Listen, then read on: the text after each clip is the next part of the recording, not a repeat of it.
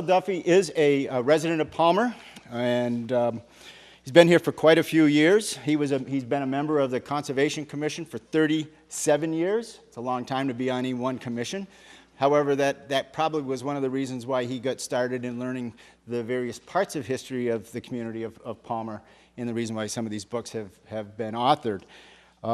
He had mentioned that he's been here for quite a few years, and he just mentioned to me that the attorney, Jim Rooney, in town told him you can be a resident, you can be a member of Palmer, either by birthright, being born in Palmer, or if you live here for 50 years. I'm not sure there's any statutory requirement there, but Donald is only 3 years away from being here for 50 years, so he's been here for a while.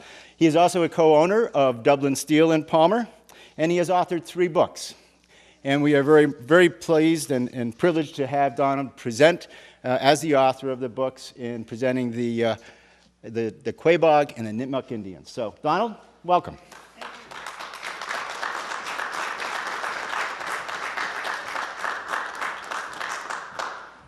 Well, thank you very much. I have a little plan tonight, and I'd like to start out, see if I could begin by describing the area, Palmer area and in and around, what it looked like to the Native Americans prior to any settlement here in Palmer, and then talk about some of the issues affecting them, and then eventually getting down to the point of where John the King first settled in 1716, talk about the Quaboag River, and then along the way describe this unbelievable incident that began Palmer. Really was this bogus Indian deed that didn't even describe the land, and how people were sold land under the deed and then didn't have title to it. That was the beginning of Palmer, basically.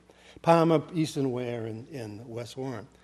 So anyway, I thought I'd start out just a couple of years ago, and I'm just going to pick a date, and I'm going to use the year, I'm going to pick a time, and I'm going to say, picture what it would be like 1,000 years ago, all right, 1,000 years ago, and which there were Native American people here, Indians.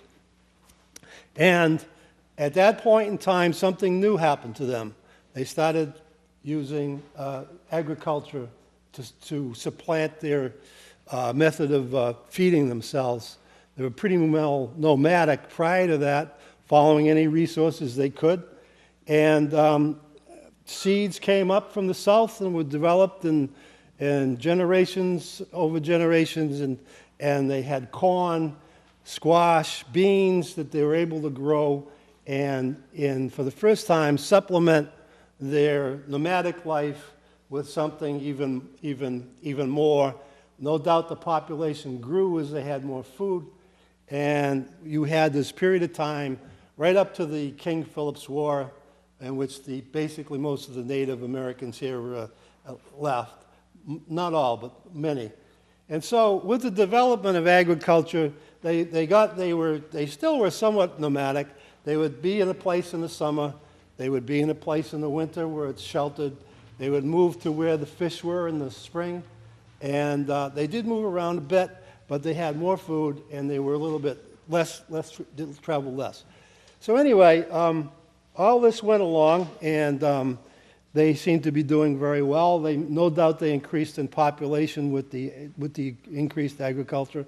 Here in town, this is not when the settlers first came, but there was a pretty significant Indian wear right here on Norble Street, off of Norble Street, where the wastewater treatment plant is in Three Rivers. And today, actually the cover of that book over there, around Petaquatic, John Sager, this is an Indian wear from Three Rivers, and John Sager was nice enough to give me a copy of this and put it on the front of the book. And since publishing that, we've also found that there's 2 other wares in town. And what I mean by a ware is like 2 stone walls. And you remember, there were a lot of salmon in these rivers. Every year the Atlantic salmon would come up.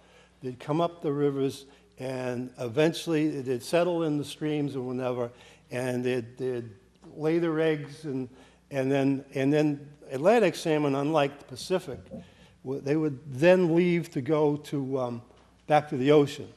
So there was, the Pacific salmon would go drop their eggs and then they would just die on the spot.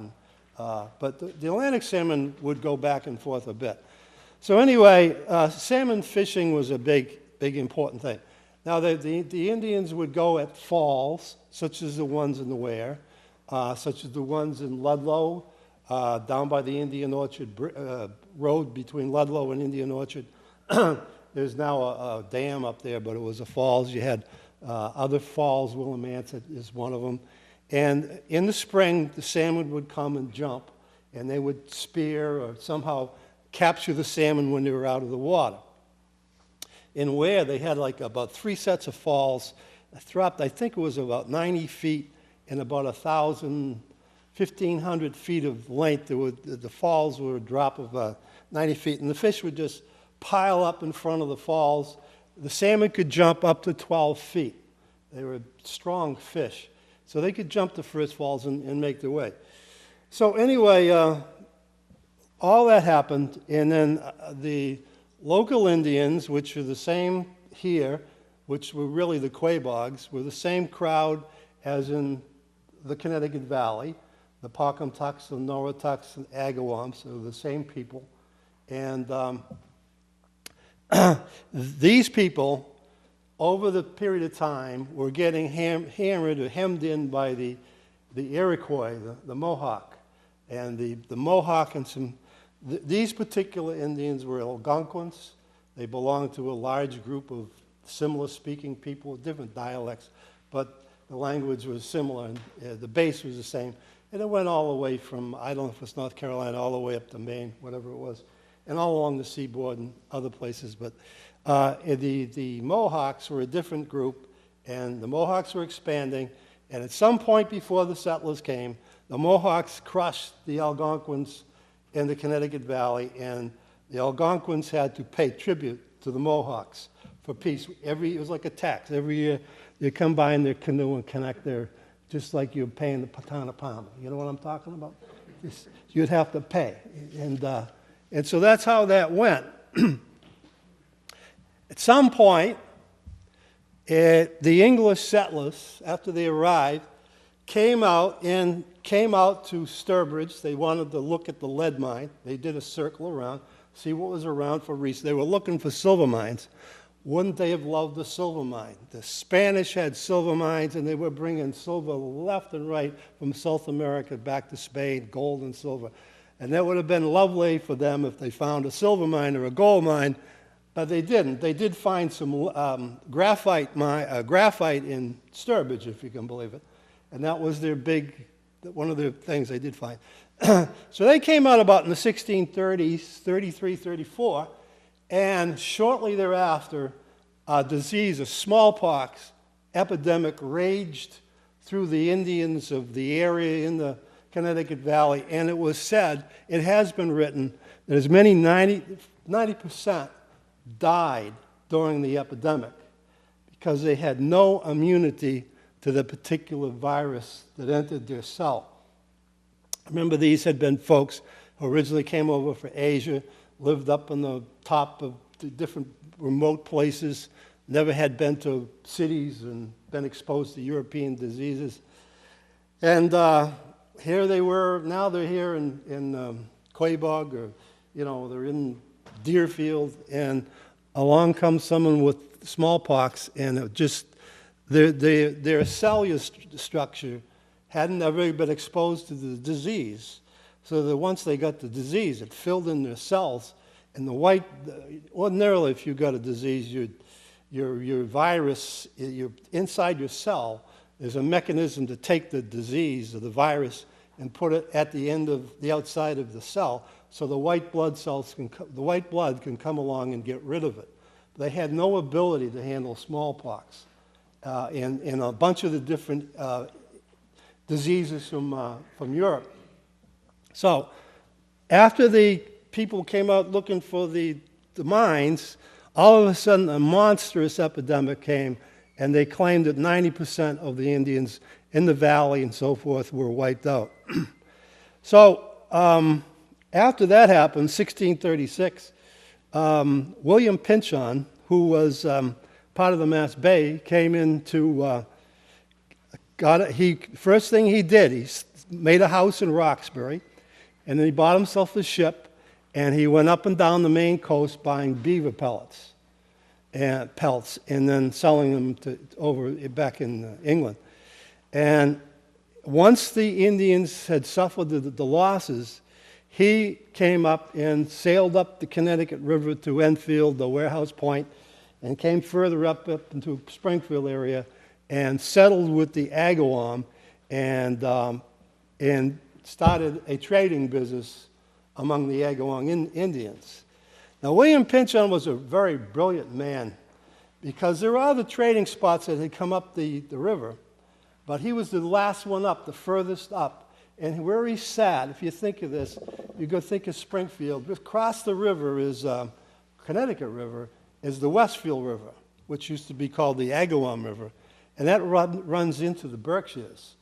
Also, you have the Chicopee River nearby, which comes right up through here and goes all the way, who knows, almost to Mount Wachusett. And he had the Connecticut River that ran, a couple hundred miles up, and he desired to do trade with the natives, and so he was ideally positioned to do that. And unlike some settlers in Connecticut, he wasn't really interested in killing the Indians, wiping them out.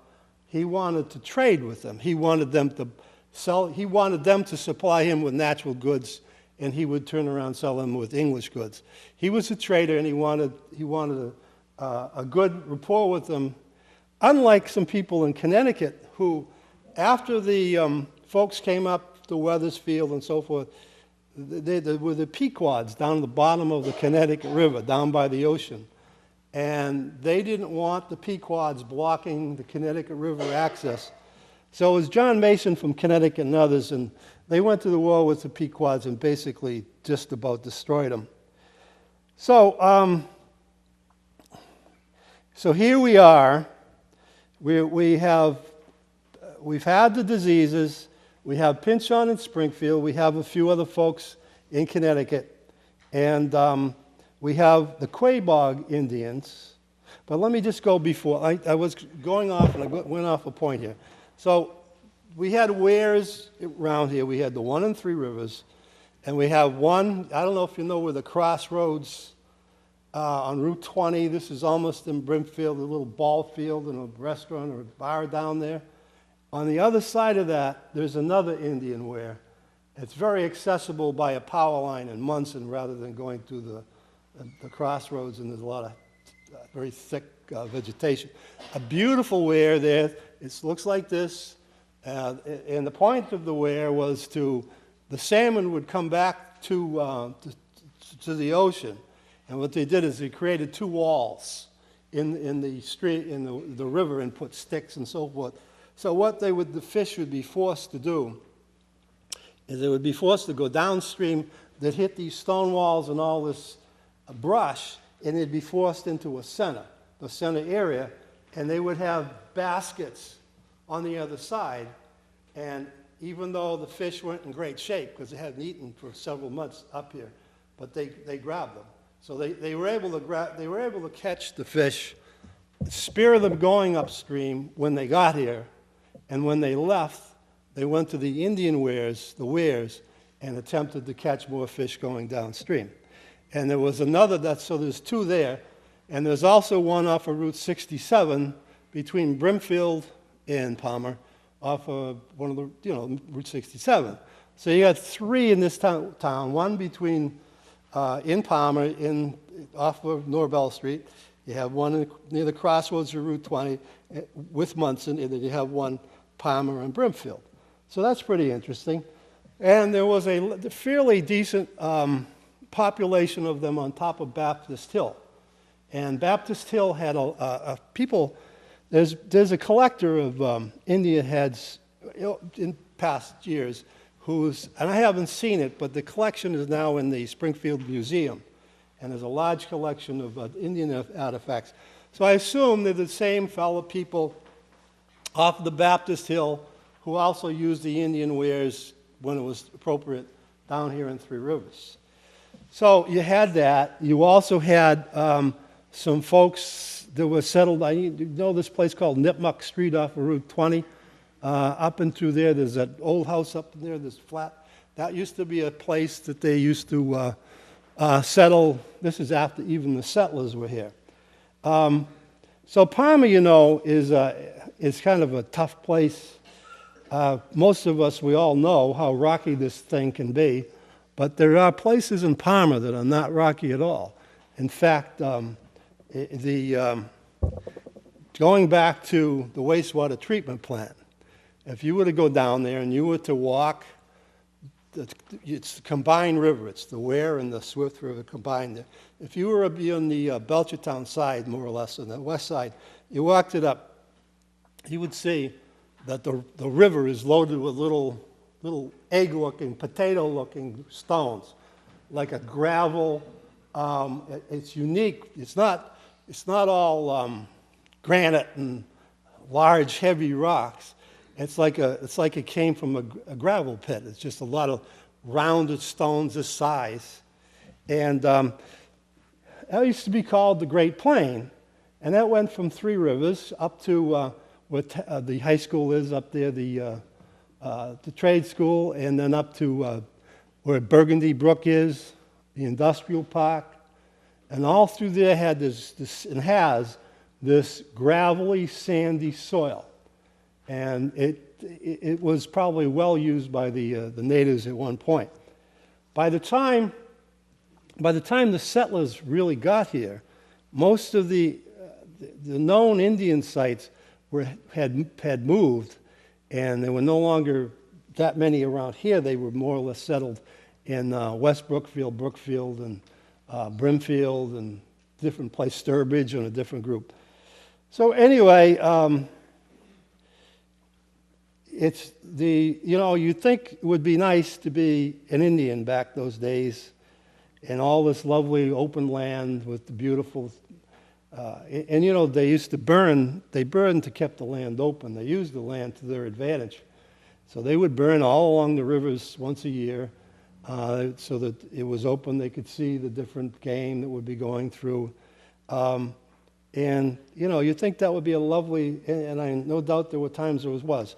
But there was a lot of tensions between the different Indian groups, especially the expanding Mohawks seeking tribute, and then you also had different groups come up from Connecticut. I'm thinking of Uncas from the Mohegans, and you had the Narragansetts, and they were all doing battle.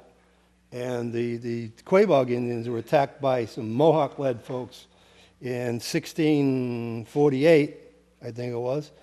1646, there were a bunch of Mohawks living with the Nonotucks of Northampton at the time, and they came up and attacked.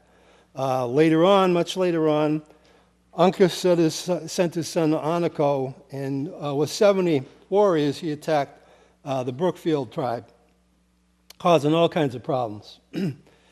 And at this time, by 1665, the Pocumtucks of Deerfield, which was the largest group around, and they were the same people as the Quabogs and the Agawams and the Nonotucks.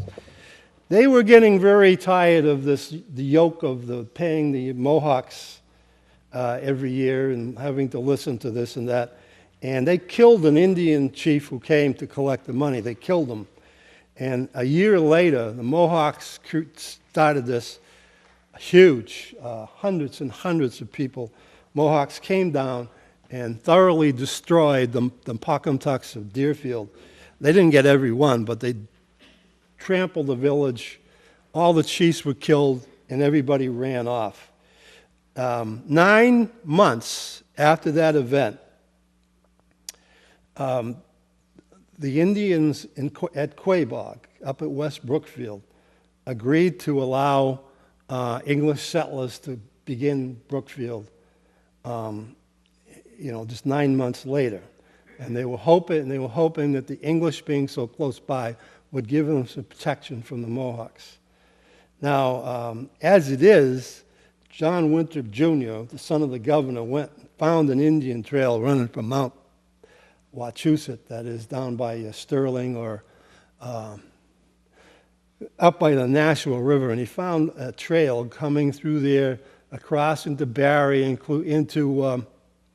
then into West Brookfield, coming down to Warren, and then coming down into Brimfield and along the river. And so John Pynchon, the son, was able to establish a community of English on Foster Hill in West Brookfield. And I encourage anybody who hasn't seen it to take your car up there someday. It's just off of Route 9. It's West Brookfield Common. And there's a Foster Hill. You just go through the common, and you're on Route 9. It's on the left. And it's a beautiful agricultural up there. It's just gorgeous. And they have some wonderful monuments. Brookfield was eventually destroyed in King Philip's War. And there's some wonderful monuments up there to see. It's a great, great little trip. So at some point, we're up to 1675, and the Wampanoags from down near Bristol, Rhode Island, and along Narragansett Bay were really chafing at the bit with the Pilgrims, and there were all kinds of problems, and land was being taken, and there was all kinds of political problems. So the King Philip, what's called King Philip Metacom, he started the war in 1675, and this is where it gets interesting up here, because you have a split between the people I just described in the Connecticut Valley and the Quaboag, and the people who lived in the Quinabogue River Valley, which is Sturbridge, Brimfield, and down into into Connecticut, following the Quinabogue River. Now, Brimfield, it's funny. Brimfield, if you go up Route 20, you go up to the top of the hill, there's that West Mountain up there, Steerage Rock and the West Mountain. Anything on the east side of that flows, all the water flows into the Quinabogue River Valley. But anything here flows into the Quaboag or the Chicopee Valley, and it's a different watershed. And some people really do believe, and I don't doubt it, that one of the ways Indians used to separate themselves from another group was by watersheds. Also, mountains are important natural features, but they understood a watershed. I happened on the Conservation Commission. I completely understood the watershed concept right off the bat, since we kind of deal with things like that. But the average person, when you get in your car and you go from here to Brimfield to go to the show there 3 times a year, you don't know you're going from one watershed to another. If you're from here, the water that leaves 3 rivers goes to Chicopee and goes to the Connecticut River. Then it goes all the way down to Saybrook and enters the ocean down by Old Saybrook or Saybrook. Now, over here in Brimfield, once you get past West Mountain, the water will run down the Quinabogue River, then it will run down to Shetucket and then down to the Thames, and it'll enter the ocean down by New London, Groton and New London. So it's unbelievable. You never think if you're going to drive up there and down, but you're really on a huge watershed divide. And that's how some of these Indians, the natives, understand their territory to be. They understood where the watershed divides, because they live in the natural world. They lived in the natural world. So anyway, in 1675, we had a major problem. The Wampanoags were on the go. They just couldn't even control themselves. King Philip wanted to start something. He wanted to see if they could knock the English down. And he got into a jam right off the bat. And he ran right up to the Quaboag, right up to Brookfield, right up to Mitchell Hill. The first thing he did, the ones that some of the warriors that survived ran up right there because they were connected, all Algonquins. But the ones on Quinaboag, that is Sturbridge, Brimfield, Dudley, Woodstock, Connecticut, and down, they went with Uncas of the Mohegans. The casino. I'm talking the casino Uncas. You know where the Mohegans casino is. and he's down in Uncasville. And he was the main Indian in charge of the Mohegans. He was a Pequod that wasn't destroyed earlier. But he was a major force, and he was pro-English. So the Indians from Sturbridge, and etc., went down and lived under his umbrella for the period of the war. And, of course, we all know that Brookfield was destroyed. It was a major to-do. There's all kinds of life lost. There was damage. And eventually the Indians didn't have the resources, the powder, the gun, the bullets, the lead. They didn't have the resources, the food. And they lost the war, and most of the Quaboags left, went towards Albany area, and some of them eventually went up towards Canada, St. Francis. So here we are in 1876, and our local Indians are no longer up in Brookfield, although there is mention of them being around here on occasion. So what happened was the settlers they basically came up with these deed scenarios. So they'd buy some land on the cheap, so to speak. And they had a few local ones, some Nipmucks that returned back to their old property. And they bought them off cheap, and they had a deed. And now this is why this is important. Because around 1687, about 10 years or so after the war, you had some Nipmucks, and they didn't need the hundreds of square miles that they were used to living on, so they settled to live in a smaller area, and they signed a lot of deeds. Now, Woodstock, Connecticut, a fabulous agricultural community in this day with gorgeous soils, was established in 1686. Oxford, down here, which is on the French River. If you ever drive through Oxford, you'll see how flat the city, the downtown, it's just gorgeous. It was gorgeous. And that was started in 1686, and Brookfield was resettled in 1687. So anyway, many of the settlers, the big shots down in Boston, were trying to get rich on land development schemes. And one of the groups was called the Lamb Group. I forget the guy's first name. So they went out and they put together a cheap deed. It became the basis of this town in Ware and West Warren. Put together a cheap deed. And when I say cheap, it didn't cost them much money, but it didn't accurately describe what the land was. They didn't send out a surveying team to figure out what stuff was. And they called it Wambamessacook. And the funny thing is, the deed says that Wambamessacook, one, was on the east side of the Ware River, and two, it was next to where Dudley bought a deed from the Indians, which is down near Dudley and Webster. Now, when they got to sell land, they sold land in Palmer, Eastern Ware, Hardwick, and West Warren. Now, if just for a second, Ware basically is to the west. Not all of it is to the west of the Ware River. Hardwick is to the west of the Ware River. The Ware River goes right to the center of this town. So when they said that the land was to the east of the Ware River and next to what Dudley had purchased, which was down in there, Dudley and Webster, it had no place around here. So what they did was, now they had to do two things. They had to get some Indians to sign off on the deed.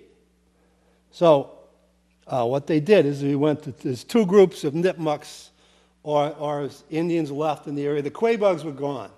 They had lost and they left. And you had some Nipmucks. So they went to this fellow named the sons of Black James. Black James was an Indian from Dudley, Webster, that kind of thing. And his son signed. And then there was a fellow called Nassawano.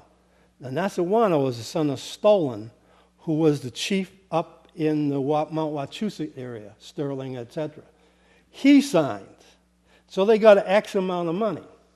So what happened was, we're in 1686 or 7, and they have a deed that doesn't reflect the property they think.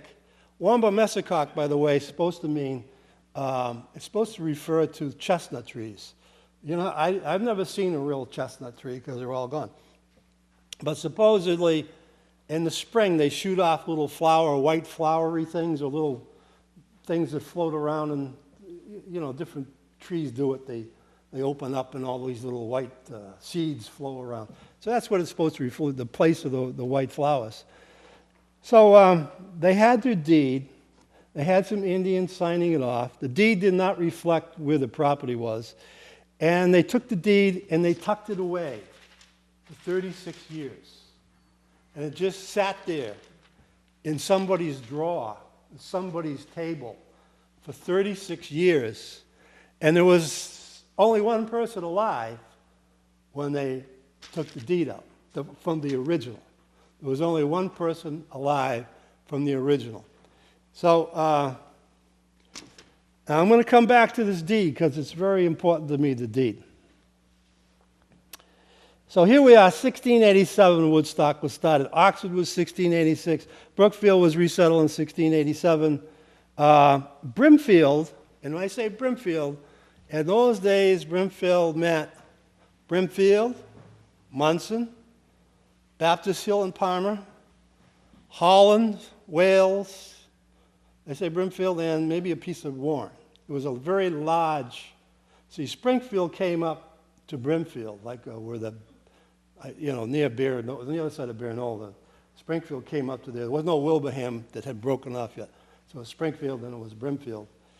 And so in 1701, the legislature said, they were given some deeds up there, and some people from the legislature gave out property to people in Springfield, and they came up, and the historian said they camped out for a summer, cultivating their fields, going back to Springfield for winter, but their tents were torn in pieces by the Indians, their provisions plundered, and it is not surprising that they abandoned their enterprise. Afterwards, 2 block houses were constructed. So, what I hope to write about someday is, after the Quaboags had been defeated and left, mostly, the Nipmucks came back from the casino. They came back from Uncas's Mohegans, where they had been, they were part of they returned to their lands. When Woodstock was founded in 1686, there were no Indians on the land. They returned so many years later, after they had established farms and so forth. The Indians came back in. I do believe there was a movement by the Nipmucks this direction, and they settled on the most advantageous lands that they could, because they were wide open, and they farmed them. This is why, for instance, if you go to Munson, if you talk about land, the creamery up there, I think it's a creamery, but they have ice cream on East Hill, where they have pumpkins, and you go up there for ice cream, and the little animals. That is some of the most gorgeous area, and I believe that's where the first town meeting was held in Brimfield, and that was considered for the settlement. Not yet where Brimfield is, where we think of Brimfield, that flat area, but East Hill was very important. It was wide open. And different places were being farmed, and they were wide open. Because let's face it, after 50 years, if the Indians, they cultivated, they're agriculturalists.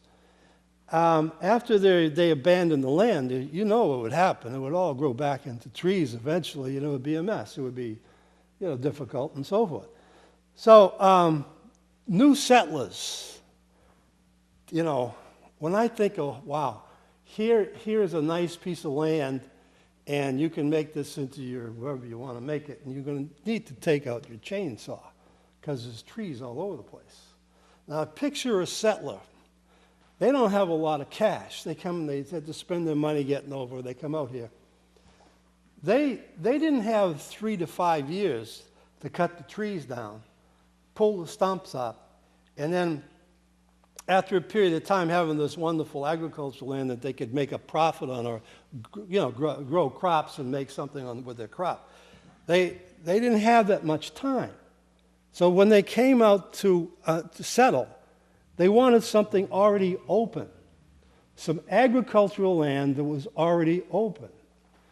So that's why I always think, if you look where the first people settled in some of these communities, you find, first of all, it's probably very good land, and two, the Indians weren't that far from here in years, and they moved into agricultural land that the Indians had used and took it over. That's why I don't think it necessarily was the Quaboag, some of the Quaboag, because they were gone 1676, and here we are 1687, 1702, and communities are coming in. They came into Oxford, which is fabulous land where the center is. Woodstock has got, if you ever can take a ride to Woodstock, and once you get past North Woodstock, which looks like a moonscape, and you get to Woodstock, it angles off to the south. It's beautiful, and it's nice. It's not rocky. As a matter of fact, I stopped my car one day at Woodstock, and I looked out, and I said, my God, there are no stone walls here. I can't believe that there are no stone walls, at least in this particular area. And that's how good the land was. It's nice, gravelly, friable, easy to grow, and obviously it wasn't covered with trees yet, because they didn't have the time for the 3 years or 5 years to turn it over. So anyway, I wanted to go now, taking all that in consideration, I got to just go in for a second about this, one of the many Indian wars. It was called Queen Anne's War, the 1702 to 1713, so a little 11 years. Oxford, some Indians came in. I don't believe they were local, and they took, a man was out and went to Woodstock. He would travel to Woodstock. His wife was there with some kids, and they took one of the babies and they bashed the baby's brains in against the fireplace area, and they basically killed the children. And the wife was able to escape, and the husband, he was coming home, and they stayed in and they killed him when he got home. After that event, Oxford was abandoned. They just, enough of this. Woodstock and Brookfield were in a panic. They were afraid they're getting attacked. Deerfield was attacked in 1704. In the middle of the winter, they got over the walls, and I forget how many people they captured, and they moved them up to Canada. So this war was really a French versus English kind of thing. They would stir it up the natives, and the natives were more, they were closer to the French, because the French didn't want to grab their land, but the English wanted to grab their land. And so they did all that. And so the frontier was extremely dangerous for any person living out here during that time period.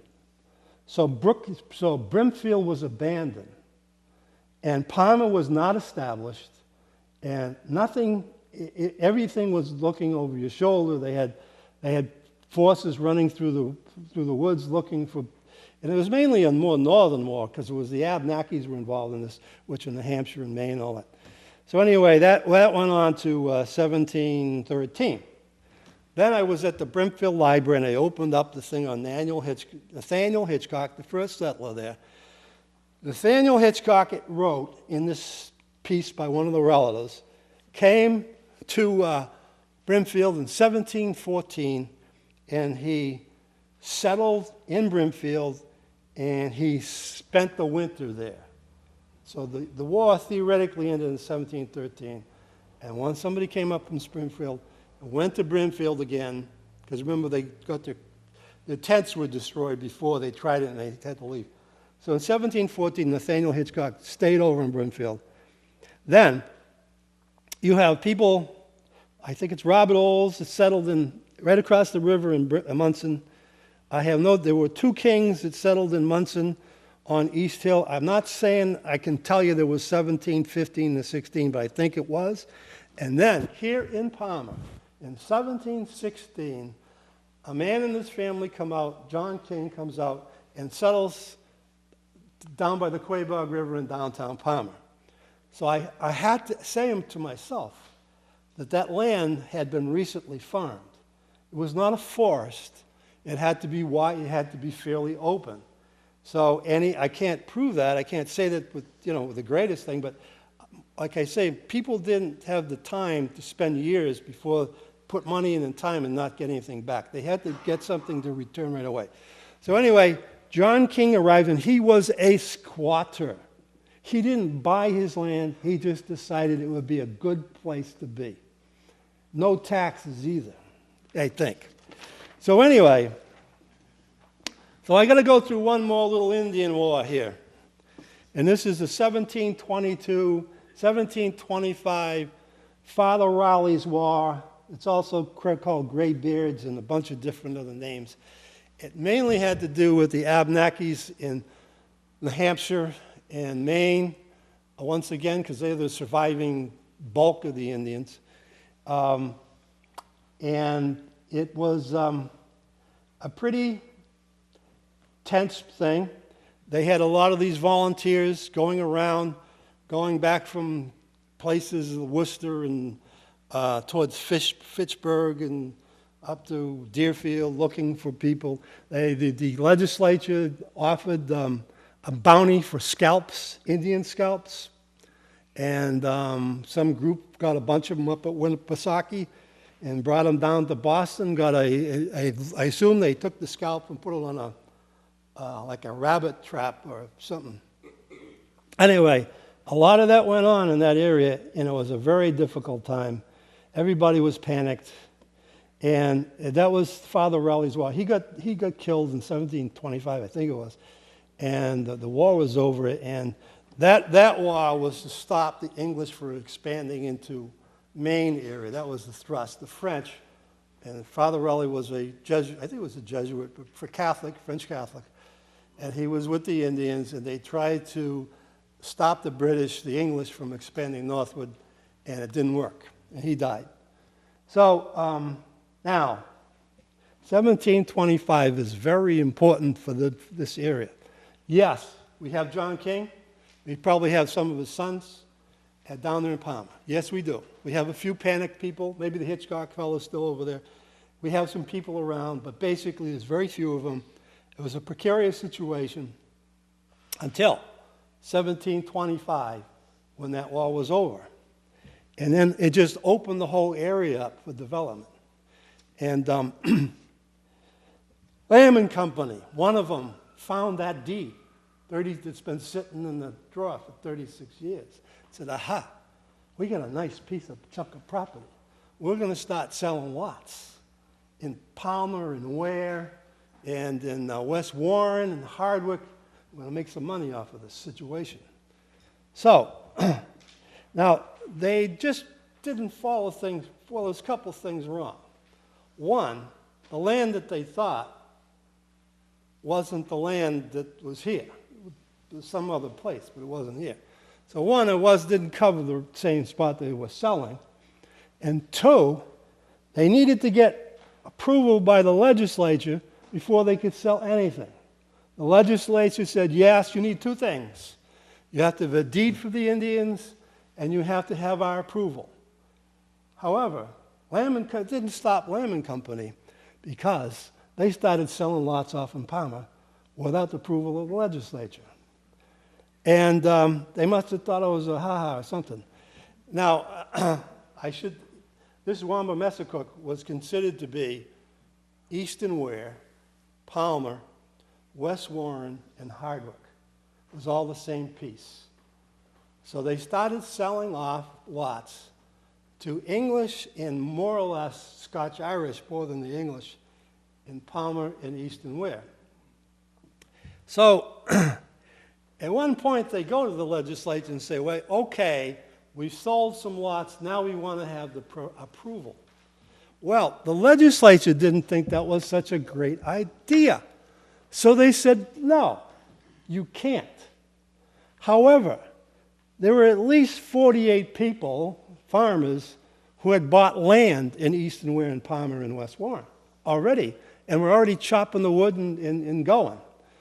So, and of course, a lot of, I mean, you know, there were 48 people here that bought, but there were 31 who squatted, who just said this would be nice. I want it free. I like that. I got it. Thank you. So you had 79 or 80 farmers who settled in Palmer, Eastern Ware, and West Warren without permission. So, and the guys from Lamb and Company kept on going back to the legislature for approval and got denied about 2 or 3 times in a row. So eventually, I think it's John, but it's Pierpont. Pierpont is the last. Pierpont is the last name. I can't remember if it's John. But they brought him into the Lamb Company, and he was very well connected with the boys in Boston.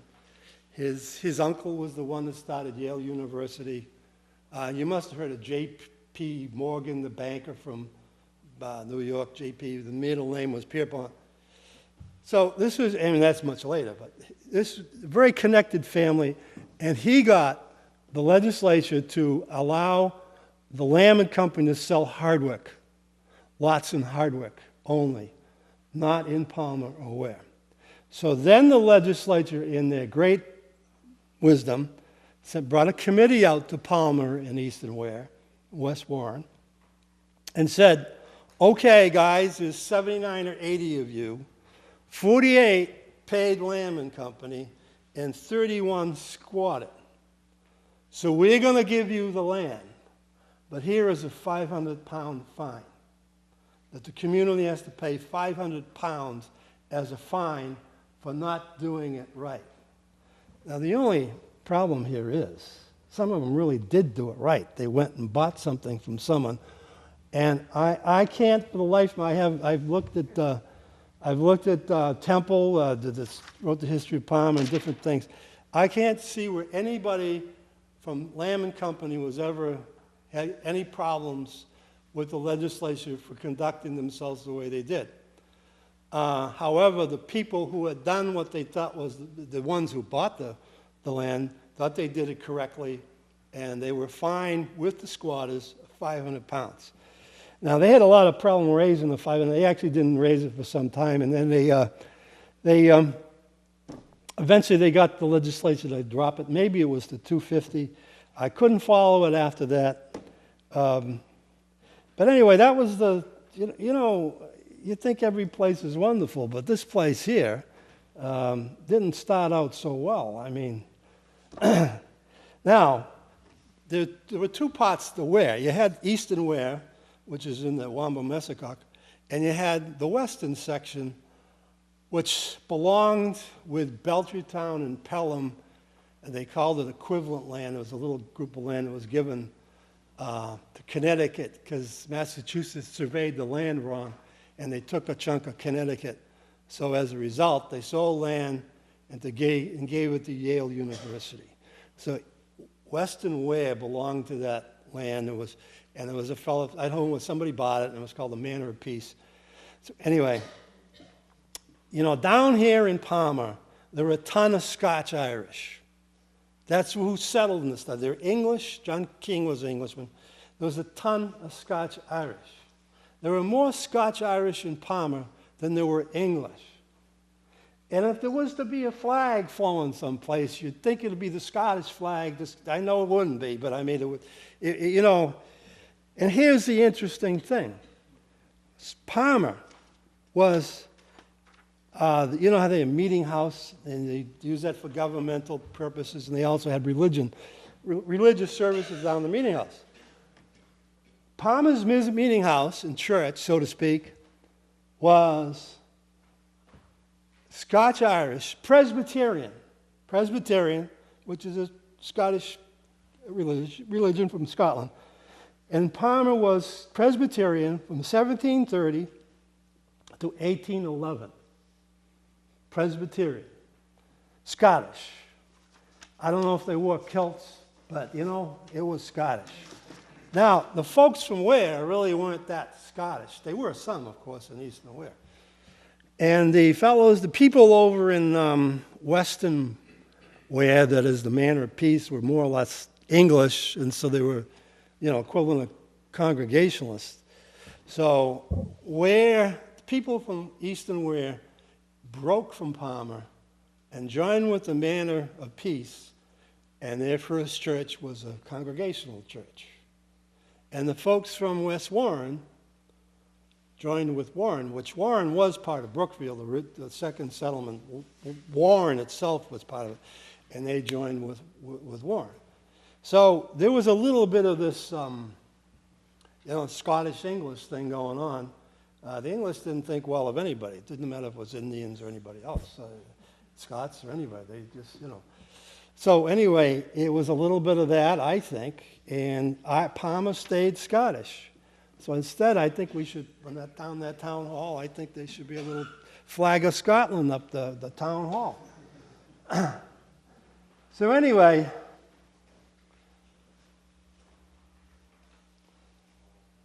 about 1727, 1730, they began it was the county road. They got rid of the bay path. They started climbing over the mountain up there, and they came. The roads began.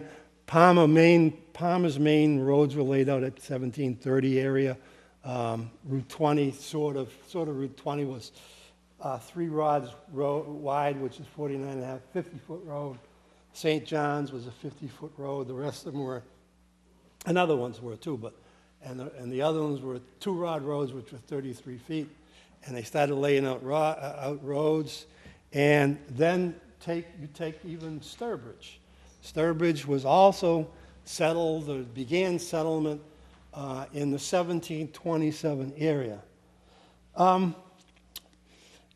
When they came, there's a fellow named Opie Allen here, was a historian in Palmer around 1900. And I looked at his stuff, his material, and I got to tell you, it's mainly newspaper articles. Jane Golis, I believe it was Jane, put it together. It's in the historical section up the top of the library, and it's a notebook, and it has his articles. He never wrote a book, but he wrote a lot of things about the town, the mills and the factories and the Indians. And he had a ton of stuff. And he said there were a bunch of Indians who would come by when they first got settled, and they would demand some kind of a tribute. And they would come down to go fishing for the salmon, and they would receive a tribute by the local settlers. And, he goes on and on. And I kind of describe a bunch of that in the around Pataquatic. So that's how it started. It's a very humble beginning, and which is probably why I like Palmer. It's a very humble place, and I'm happy to be in a humble place. If I wanted to live in Longmeadow, I'd move to Longmeadow. So anyway, nothing against Longmeadow, don't get me wrong. So anyway, that's about my talk. I started out with the conservation stuff, the cellar holes. I started finding them, and then what I did is I found that there was an archaeological dig, if you can believe it, in the 1970s at the wastewater treatment plant. I found a copy of that in the back of a file, if you can believe it, down at the town hall. That was interesting. I also saw Josiah Temple's stuff, and I saw Opie Allen's stuff. And so I put all that together, and then I got excited, so I kept going about the Indians because I wanted to separate the Quaboags from the people from the Quaboag or the Chicopee River watershed from the people from the Quaboag. So I wrote the second book. A fella, by the way, this is from West Brookfield, and I met the man, and he went out, and he went to school for archaeology for 1 year, and he had to leave because he couldn't afford it. And they had a family and all that. And he was through his woods. His brother found some pieces on the floor, on the ground, off of Coy's Hill, the front of Coy's Hill, the north side of Coy's Hill, northeast. And there had been a logging skidder going through, and he found these little pieces. So he spent a bunch of years putting these little pieces together. And I was told by an archaeologist this is a couple thousand years old, and it was right off of Quays Hill. So anyway, I guess what we'll do is, do we have any questions? I covered a lot of areas. And Now, when you have a question, if you could repeat the question just so we get it on. as long as I can hear it. Yes? You mentioned the trails, the Indian Trail, Native American trails. Are there any recorded maps of any kind or any way of finding out where some of those? Well, it is any place that had a destination had a trail to get to it. Now there is a fellow from Harry Wright who rode in Springfield in the 1920s, 30s. He didn't believe that. He believed it was all grass. It was all grass. You could go any place you wanted to go. There was no such thing as a trail. That was Harry Wright. And I disagreed with it because I went to a place where there were native grasses growing, Trustham Pond in Rhode Island, and they burned the vegetation every year. And you go down there, and the grass is this high. You say in August, not in April. In other words, how inefficient would it be for 40 people to make 40 tracks to go force your way through all that vegetation? And if you had a trail, you just follow wherever it was. Josiah Temple, in his book on Palmer, he talks about trails. Josiah Temple also wrote the history of North Brookfield, which was that I know of was the first rendering of the attack on Brookfield and the King Philip's War that I know of. And he has a lot of Indian stuff in there.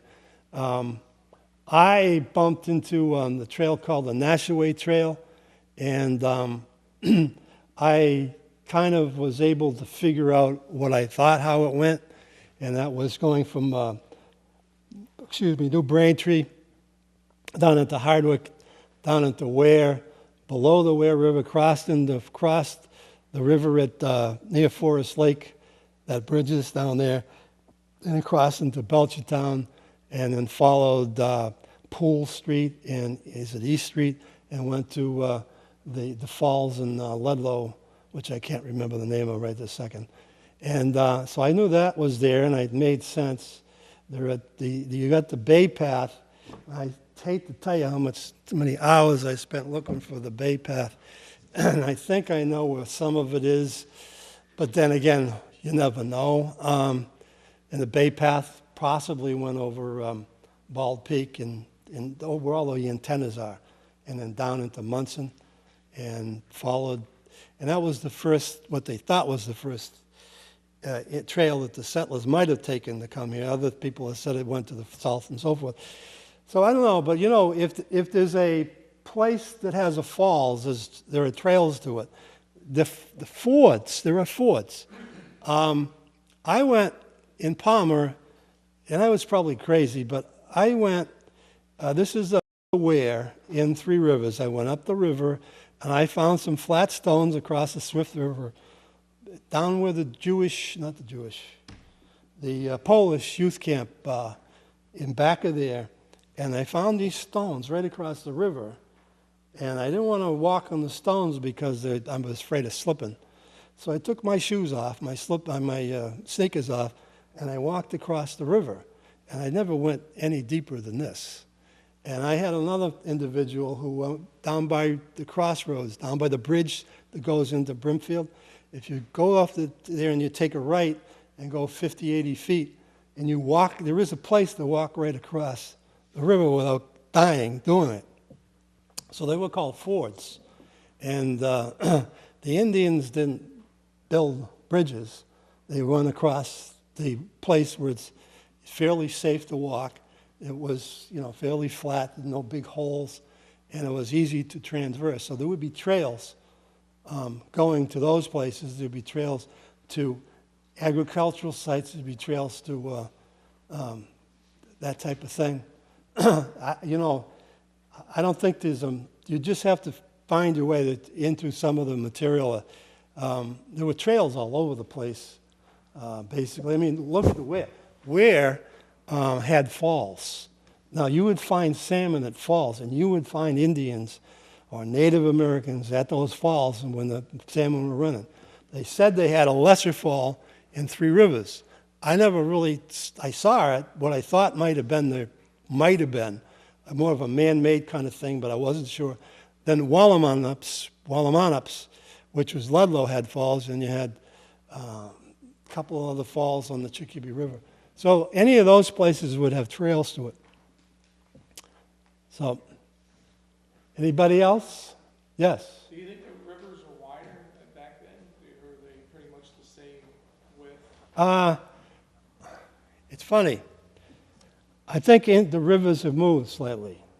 And by that, maybe you can't say for sure. But you look at if you look at a river, and if you look at an area on the river where there are like huge monstrous trees, and if you see that the water has undercut the area near where the tree is, you probably, or the tree is bending over now because of the root system, you can maybe think that maybe the river has moved into that bank, and maybe on the other side there's more sand. I do think they moved, but I don't think, as far as I can see with the Indian weirs that I've seen, I don't think they've moved. Maybe they moved 6-8 feet. And you know how it would be. Wherever the water's the fastest coming from the river, it would undercut that part of the bank. And over here where it would be the slowest, there would be more deposits of gravel and stones. So it kind of had a way to, but I don't think it moved immense amounts, not that I know. Yes, sir?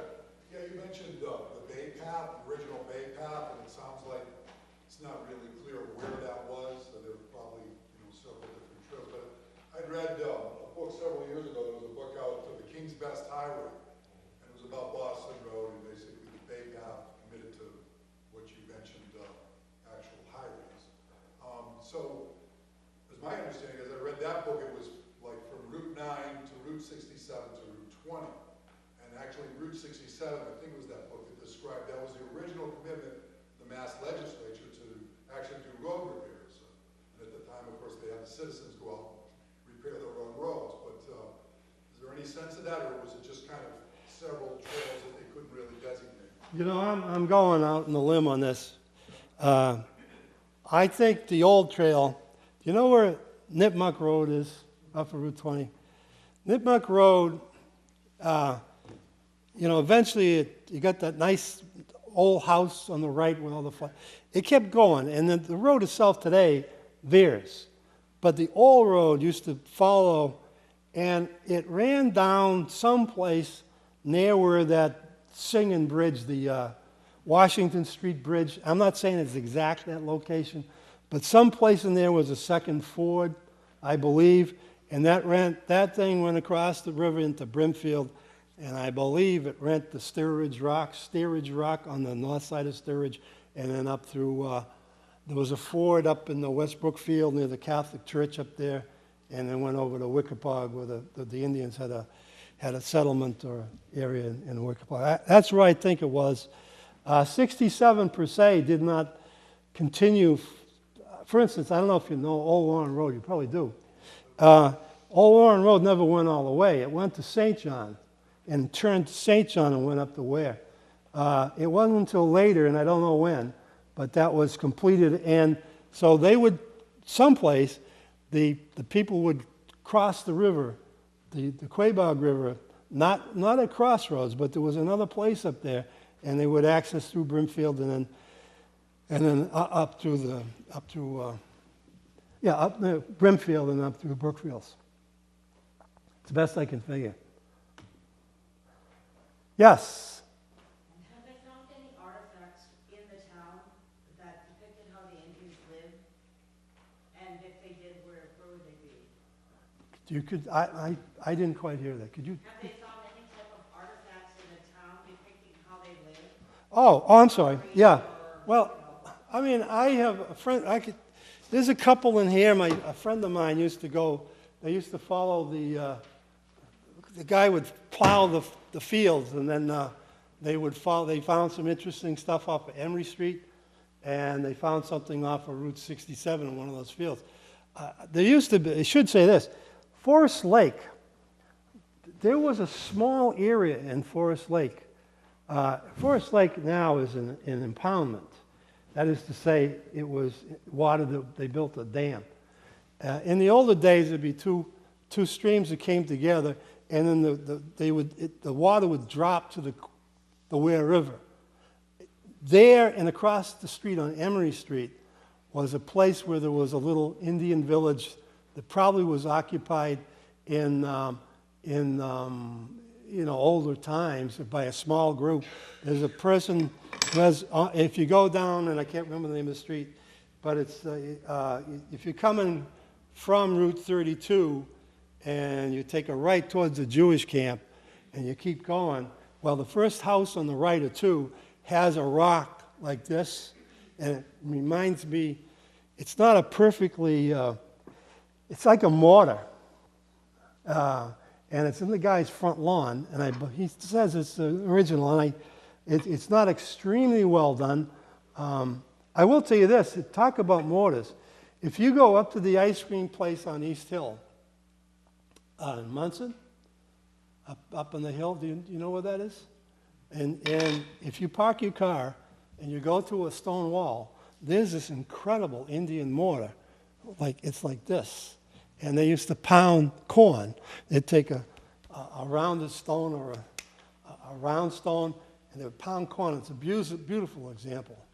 And so as far as Palmer, there's a few of them in here. Like I said, I'm going to someday go to Springfield Museum and see the collection they have from Baptist Hill.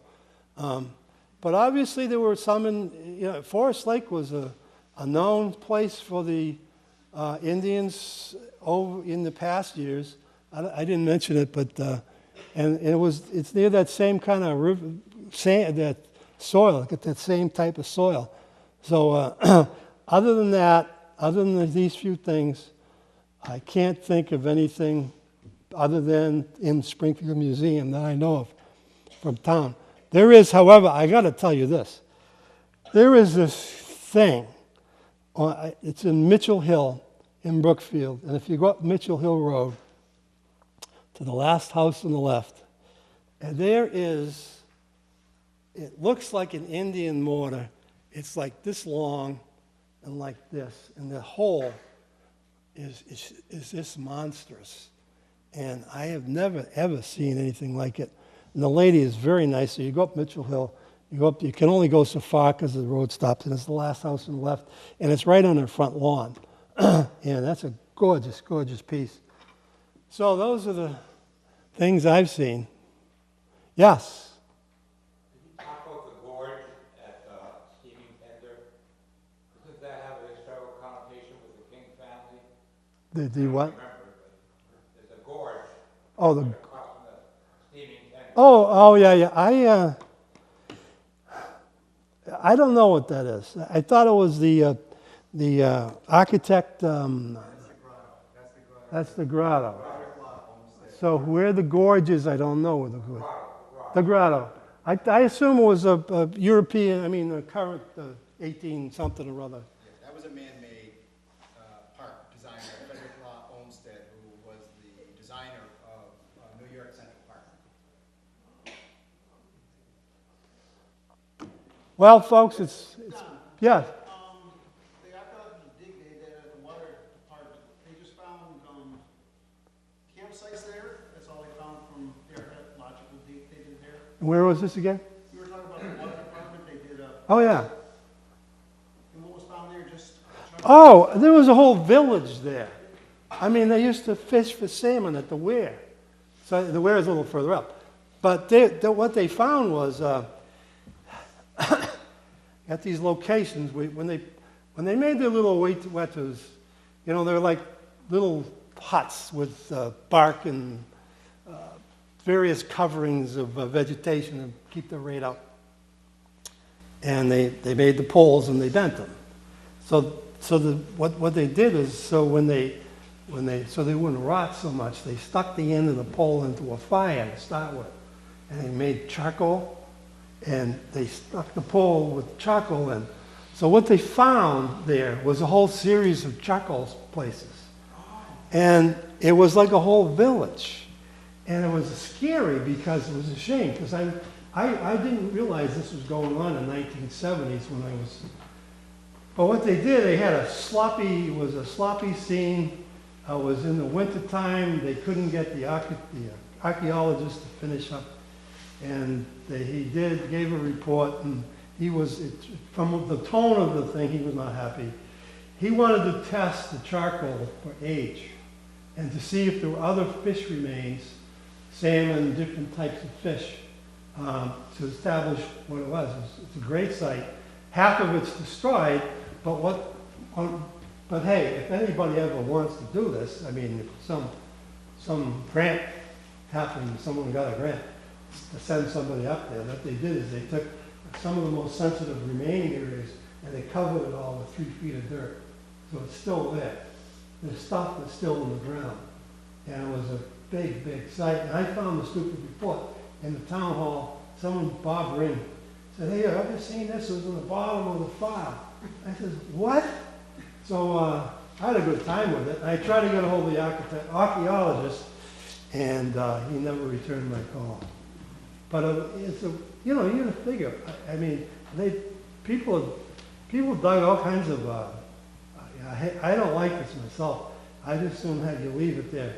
But people took a lot of arrowheads and points and different things in the soil, all the way up from there up to the what they call the crutch, where the 2 rivers come together. And so it was a big area. It was well used. It probably goes back thousands of years. Even the nomadic people would stop for the salmon. I mean, that's like free food. You know, it's coming to hit the season right. You're going to eat and eat and eat and eat. And they would probably smoke some of it and take along with them. And it was quite the sight. And in the ground up through 3 rivers all the way, you never noticed. One time, I'll tell you this quick, I got to get out of here. But you know, the thing with 3 rivers is if you go up to the wastewater treatment plant and you go a little south of it and you look at the dirt, across the river. This is on the American Legion side. I'm on the other side looking towards the American Legion side and Pathfinder, okay? And the dirt is in 3 levels. I nearly died when I just couldn't believe it. So there's this level, a 2nd level, and a 3rd level. Now, then what I did is I got into my car, back into my car, and went up the 3 rivers by the town hall, you know, where we are. And this was on the highest level. Now, if you go down here to the light and you take a left, you go down to Pathfinder, you'll find that you're at a different level. And then if you keep going to the river, you're on another level. And someplace across the river from the wastewater treatment plant, you can see the levels just like this. It's quite of an interesting thing. And it's called the Great Plains. And when you walk the river, you go, I don't know, a mile or whatever it is, it looks like this. Then you leave that and you go into all the rocky, granite-looking, big, fat rocks where otherwise you got little rocks that are round and egg-shaped and smooth, and the soil is completely different. And it's a unique soil for Palmer. I don't believe I've seen in my travels any other soil that looks like what they call the Great Plain in Palmer. Well, listen, I got to stop because I can go on all night. Anybody's interested in either one of these, I got a couple copies to $20 a piece. And if not, it's been a pleasure to see you here. I hope you liked it, and I was very happy to see as many people here as I see. And thank you very much.